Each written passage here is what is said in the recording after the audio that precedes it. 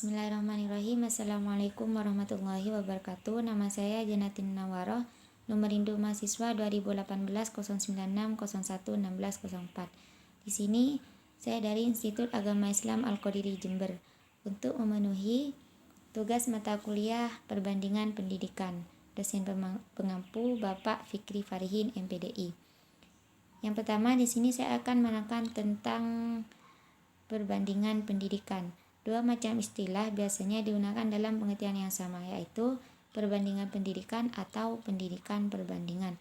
Namun kedua istilah tersebut pada dasarnya menunjukkan pengertian yang sama, yaitu sebagai suatu studi komparatif, yaitu studi perbandingan tentang pendidikan atau suatu studi tentang pendidikan dengan menggunakan pendekatan dan metode perbandingan yang berasal dari istilah lengkap A Comparative Study of Education. Studi komparatif atau studi perbandingan yang dalam bahasa Inggris comparative study menurut pengertian dasarnya adalah berarti menganalisa dua hal atau lebih untuk mencari kesamaan. Komparatif tentang pendidikan atau pendidikan perbandingan mengandung pengertian sebagai usaha menganalisa dan mempelajari secara mendalam dua hal atau aspek atau lebih dari sistem pelaksanaan pendidikan untuk mencari dan menemukan kesamaan-kesamaan dan perbedaan yang ada dari atau dalam kedua hal aspek atau lebih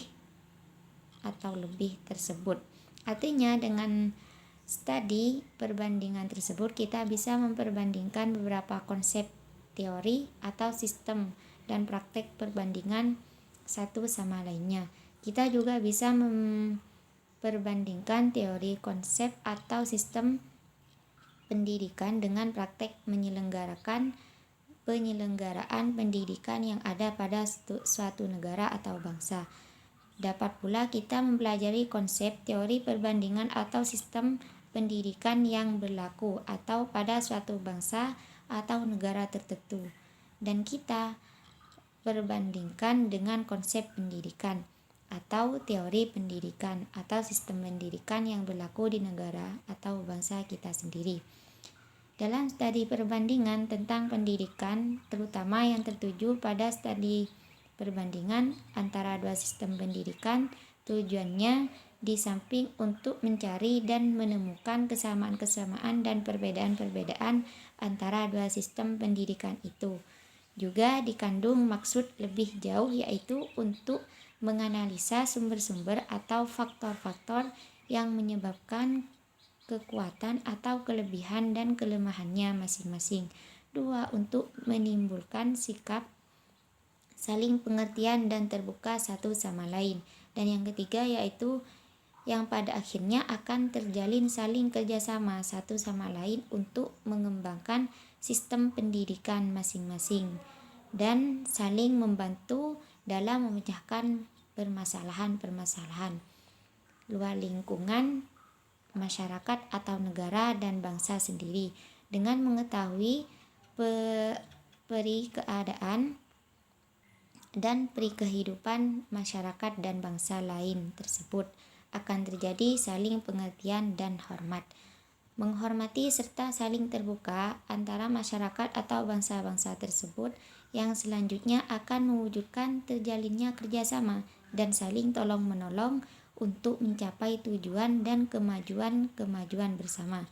Atau paling tidak dengan mengetahui peri keadaan dan peri kehidupan masyarakat atau bangsa lain itu, suatu masyarakat atau bangsa akan dapat mengambil pelajaran dari kekuatan-kekuatan dan kelemahan-kelemahan bangsa atau masyarakat lain.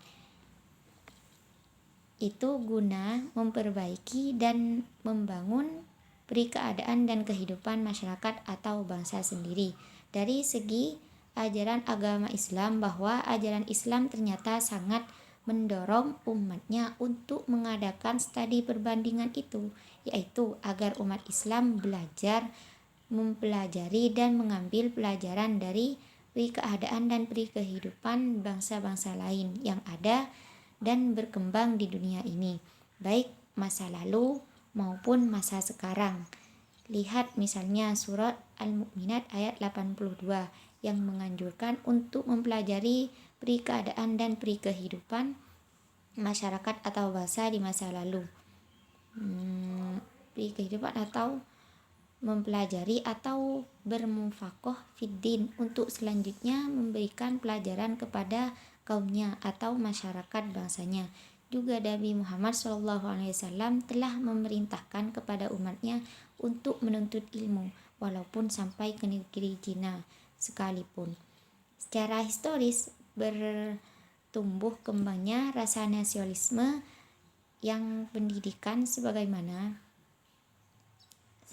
terdapat pada beberapa negeri dengan maksud mengadakan perluasan pemandangan dan pengetahuan tentang pendidikan di luar negeri sendiri. 3. Vernon Mollison memberi definisi tentang ilmu pendidikan atau pendidikan perbandingan sebagai pemeriksaan atau studi yang sistematis dengan kebudayaan dan sistem persekolahan dirancang untuk menyiapkan bukan saja bersamaan dengan perbedaannya, tetapi juga sebab-sebabnya. Disarikan dari buku perbandingan pendidikan. Baiklah, assalamualaikum warahmatullahi wabarakatuh.